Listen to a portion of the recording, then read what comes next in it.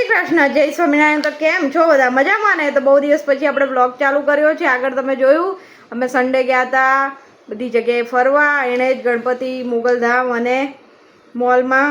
તો બસ જો આજે અત્યારે વાગી ગયા છે 4 અને અત્યારે જો પ્રાંસી મસ્ત હોમવર્ક કરે છે. ચલો હે ચલો જય શ્રી કૃષ્ણ. હા જય શ્રી કૃષ્ણ, જય સ્વામિનારાયણ કરી દે. પાનુ બોલ જય શ્રી કૃષ્ણ, જય સ્વામિનારાયણ.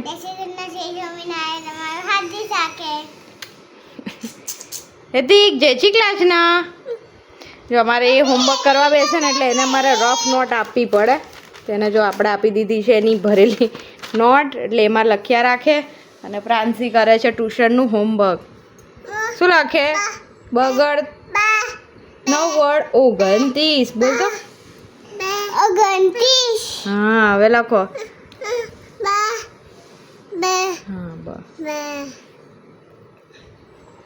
શું લખ્યું? તગડ 0 23.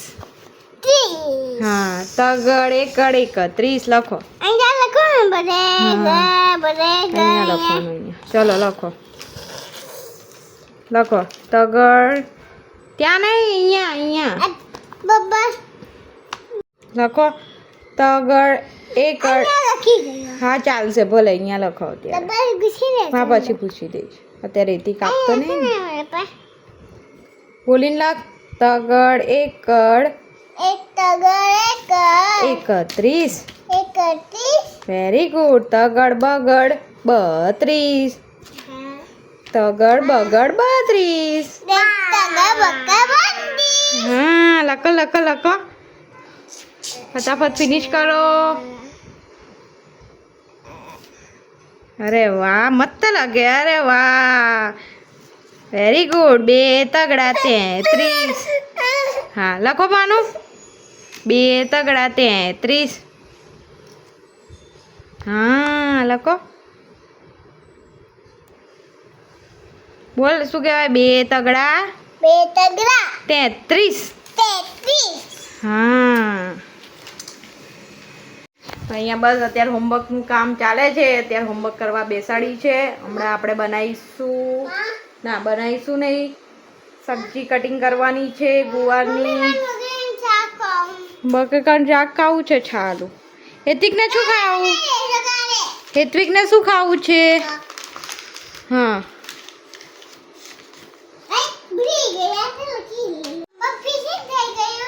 અરે વાહ. ડન. હોમવર્ક ડન થઈ ગયું. ડન હે મૂકી દો. હવે કાલે લખવાનું. મેડમને શું કહેવાનું? મને હોમવર્ક આપો ફરી બીજું. શું કહીશ? હા ઓકે. જો હવે ભાઈ બેન મસ્ત રમે છે અત્યારે. જો 2 ઓલો પ્રાંસી મૂકવા ગઈ ને તેણે બી મૂકી દીધી. જો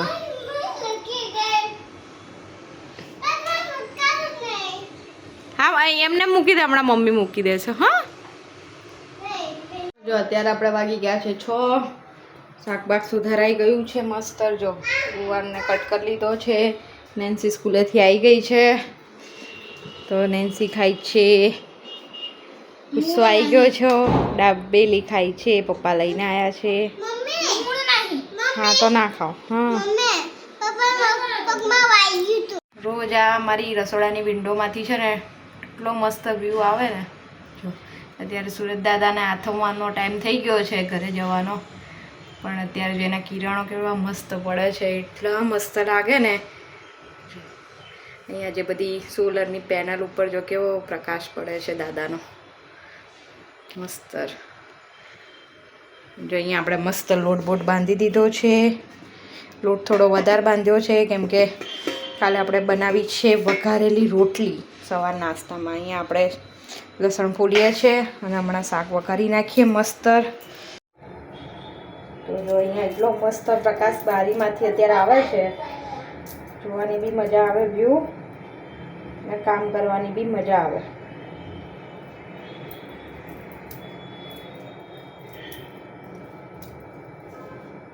અને અમારા વિડીયો કેવા લાગે છે પ્લીઝ કમેન્ટમાં જણાવજો.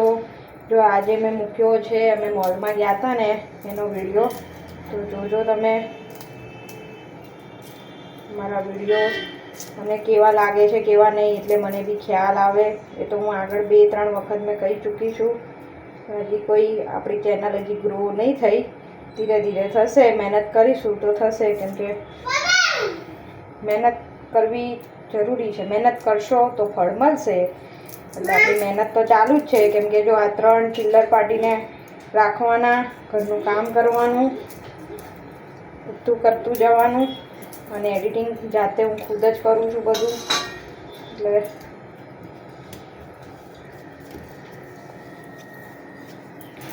આવી ગયો તું? જો અમારા ભાઈ ક્યાં બેસી ગયા? જો આવી ગયા. તો દેખાય છે ભાઈ, તમારે રસોડામાં ચડી જવાનું. પછી આપણે રાંધતા હોય ને એટલે બહુ તકલીફ પડે. હા, જો હવે આપણે મસ્ત શાક વઘારી લઈએ. તમને બતાવું કેવી રીતે શાક વઘારું છું. ગુવાર બટેકાનું ચટપટું શાક મસ્ત. આપણે જો ઘરે મસ્ત બનાવી હતી ગુવારની કાચરી, આજે તળીશું. સારું, થોડી છે ને હવા લાગી ગઈ છે, પણ આપણે તળીશું. હા, અહીંયા મૂકી દે, પછી મૂકી. અહીંયા મસ્ત તેલ મૂકી દીધું છે. તેલ આવી જાય એટલે આપણે એમાં નાખીશું લસણ ટીચેલું, અજમો ને બધા રેગ્યુલર મસાલા. તો તેલ આવી ગયું છે. પહેલાં આપણે નાખીશું લસણની ચટણી.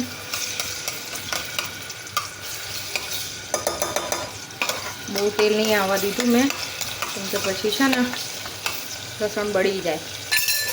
હવે આપણે એમાં નાખી દઈશું પહેલાં હિંગ, વધારે નાખીશું. પછી નાખીશું અજમો, કેમ કે અજમો નાખવાથી છે ને વાયુ જેવું ના થાય. બાકી આપણે 2 શાકમાં નાખીએ છીએ અજમો, એક આ શાકમાં અને એક પાપડી બટેકાનું કે ને એમાં. તો આપણે હવે નાખી દઈએ બટેકા અને ગુવાર. મસ્ત મસાલો કરી લઈએ ચટપટો. તો પહેલાં સ્વાદ પ્રમાણે આપણે નાખીશું મીઠું, પછી નાખીશું હળદર, ધાણા જીરું,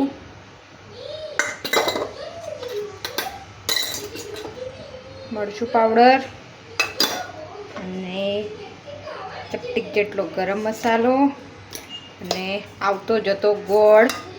પહેલાં હું નથી નાખતી, છેલ્લા 2-3 વખતથી બનાવ્યું ને ગોળવાળું, તો બધાના ઘરમાં આનો ટેસ્ટ વધારે સારો લાગ્યો. એટલે આપણે આવતો જતો થોડું ગળ પણ નાખ્યું છે ગોળનું.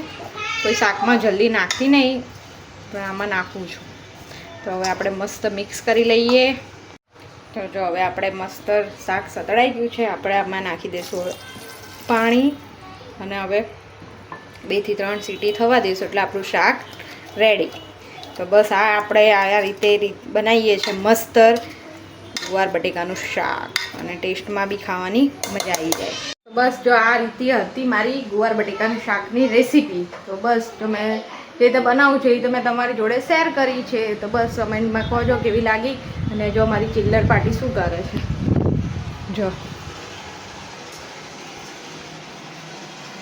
અહીંયા એમનું કિચન ગોઠવી દીધું છે. જો આ હમણાં લાયા ને નવા રમકડા, એનાથી રમે છે અત્યારે. શું કરો છો? માથું કેમ છોડ્યું એનું?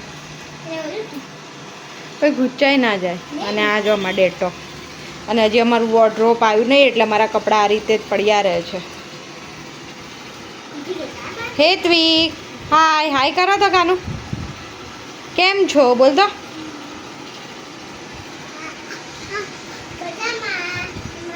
અને જે નાવાનું સ્વિમિંગ પુલ હતું એ આપણે ખોલીને મૂકી દીધું છે. હવે એને પેક કરીને મૂકી દેવાનું છે માળિયામાં. હેતિક, તું શું રમે છે? અરે વાહ, પ્લીઝ લઈ લીધું હાથમાં.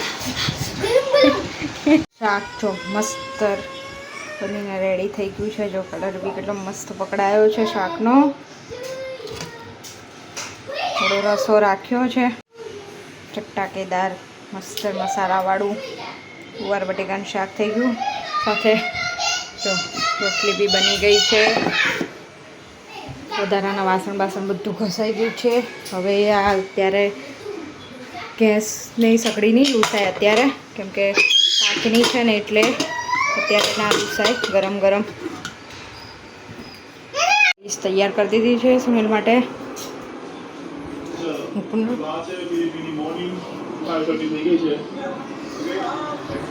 ખાઈ પીને નવરા થઈ ગયા. રસોડું બસોડું મસ્ત ક્લીન કરી દીધું. વાસણ બાસણ ઘસાઈ ગયા છે. છોકરા જતા રહ્યા છે એસીવાળા રૂમમાં. તો હવે આપણે બી જઈએ.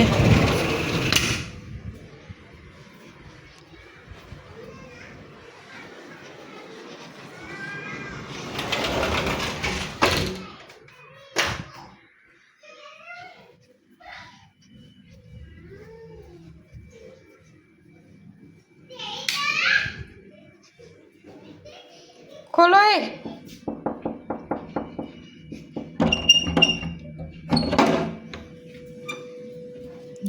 એસી બેસી ચાલુ કરીને તમારી ચકડી બોલાવી દીધી છે બેડમાં.